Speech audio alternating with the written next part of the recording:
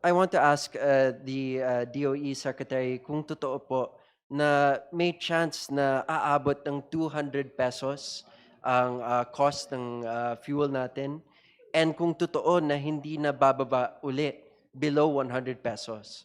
Is this true? Mr. Chair, um, will it go up to 200?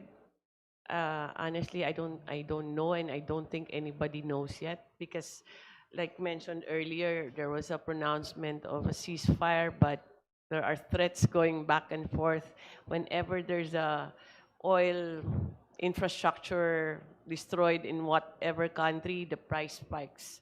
Then babagsak na naman, and then suddenly something else happens. So um,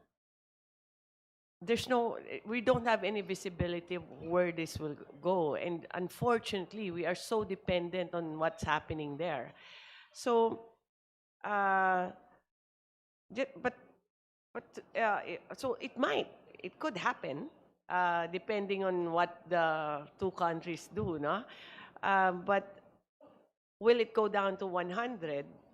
And that's actually what we've been discussing. 20% is from the Middle East, 80% from the rest of the world.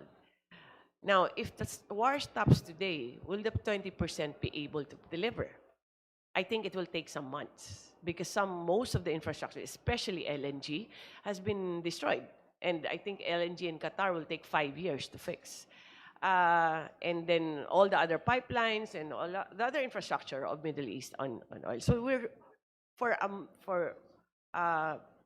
although the war will stop, there has been structural change in the industry. So, pati yung supply, 80% na lang we can rely on for now. And that is still expensive, no? Why do we get from Middle East, or why does South Korea get from Middle East? Because it's faster and cheaper. So, I think the problem will stay longer than the war itself.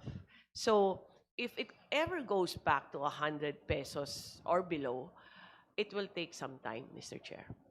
That's my assessment, Mr. Chair.